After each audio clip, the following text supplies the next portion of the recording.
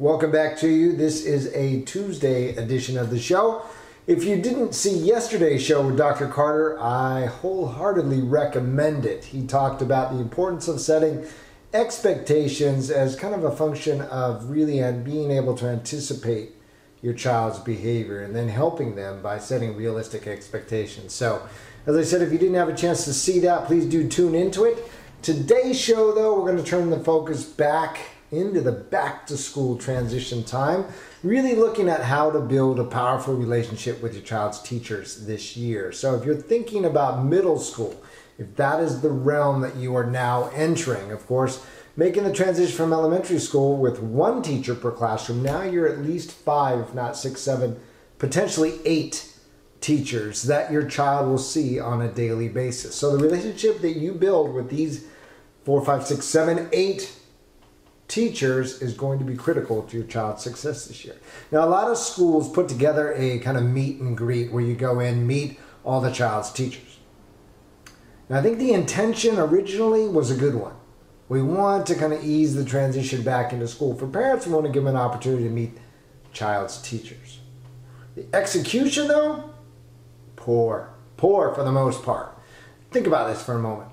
If I put you in a room with 20 people, and I gave you 10 minutes to introduce yourself, shake hands with everyone, how many people's names would you remember? How many people's names would you remember 10 minutes later? How about a day later? Now I put you into a new room with 20 more faces. And I do that every 20 minutes for the next 2 hours. Now how many people do you remember?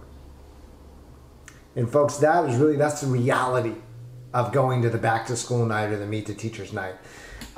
In execution, schools I think are needing to do something a little bit different if the vision is to try and build a more supportive, more cohesive relationship with parents in the community. It's just not gonna happen in 10 minutes, 20 minutes of shaking hands. So, that being said, if that is still the plan at your child's school, you gotta go with it. Right? Because that may be your only opportunity. So a couple of ideas to share with you here. Number 1, acknowledge. When you do make your way to the front of the line and you actually put the hand out, shake the teacher's hand and introduce yourself.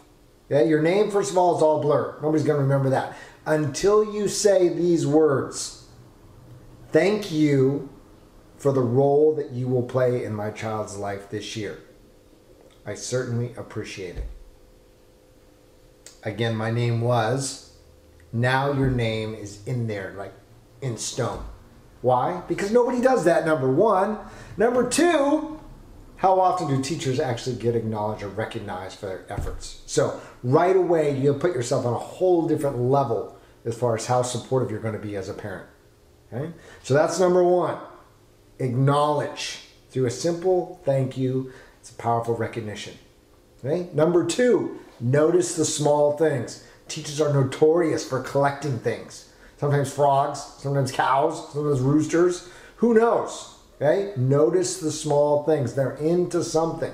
Why is this important? Because later, as you continue to build this relationship, that gives you something personal to reference.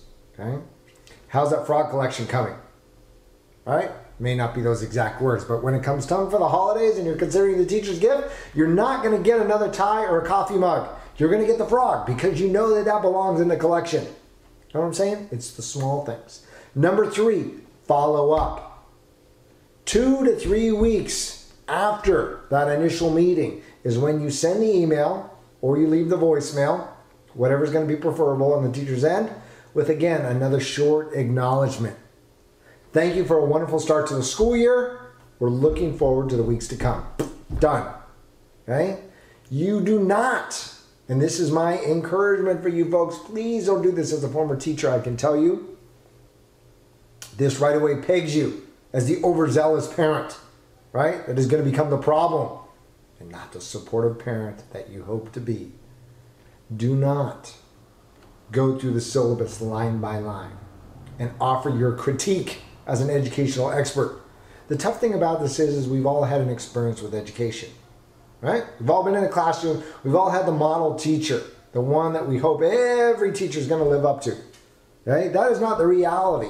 However, Your son or daughter will have a teacher that is going to put in incredible effort if they know that they are supported by you. So offer the words of encouragement, of acknowledgement, and recognition.